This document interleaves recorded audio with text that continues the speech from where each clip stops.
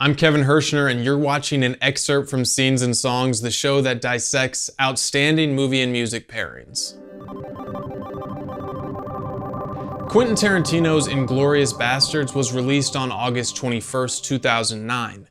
Tarantino's sixth film was his most commercially successful up to that point, and received 8 Academy Award nominations, including Best Director and Best Original Screenplay nominations for Tarantino himself. But like any Tarantino film, this epic, which takes place in Nazi-occupied France during the Second World War as several different parties attempt to assassinate Adolf Hitler, was not without controversy at the time of its release. Mostly due to Tarantino's, let's say, new spin on history. But audiences should not have been too surprised by this. Tarantino alludes to this in the title of his film, which is a new spin on an old title, Italian director Enzo Castellari's 1978 film The Inglourious Basterds. Although Castellari's film was not particularly successful in the United States, it was one of Tarantino's childhood favorites in the Tarantino-coined men on a mission genre. So much so that amongst his friends, Tarantino used to refer to any of these types of films as an Inglourious Bastard for shorthand, in the same way that someone might refer to any type of soda as a Coke or any type of tissue as a Kleenex.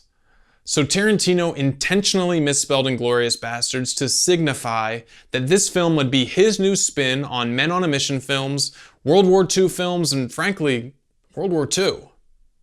The eponymous bastards of Tarantino's film are a group of Jewish-American guerrilla soldiers dropped in behind enemy lines in France, who according to their leader, Lieutenant Aldo Rain, are on a mission to do one thing and one thing only: kill Nazis.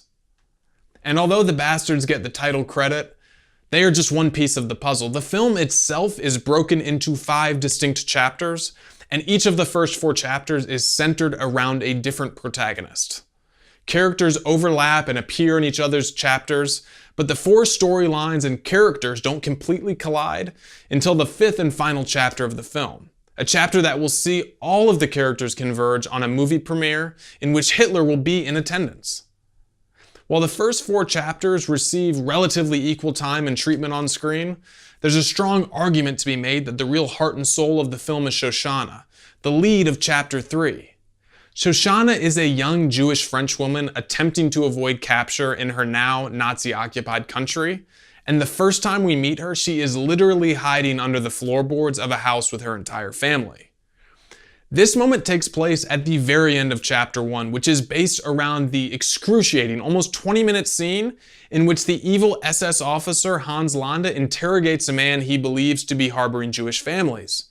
The chapter ends with the SS officer ordering the execution of Shoshana's entire family, but Shoshana miraculously escapes, the lone survivor.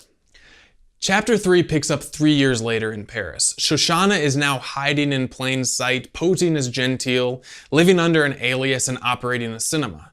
When Shoshana is ordered by the Reich Minister of Propaganda, Joseph Goebbels himself, to host the premiere for their newest Nazi propaganda film, she hatches a plan to lock all of the premiere's attendees inside her cinema and burn it to the ground. Because both Hitler and Landa will also be in attendance, Shoshana has the opportunity to end the war and claim personal revenge on the man who is responsible for the death of her entire family. Chapter 5 begins on the night of the premiere as Shoshana mentally prepares to carry out her plan.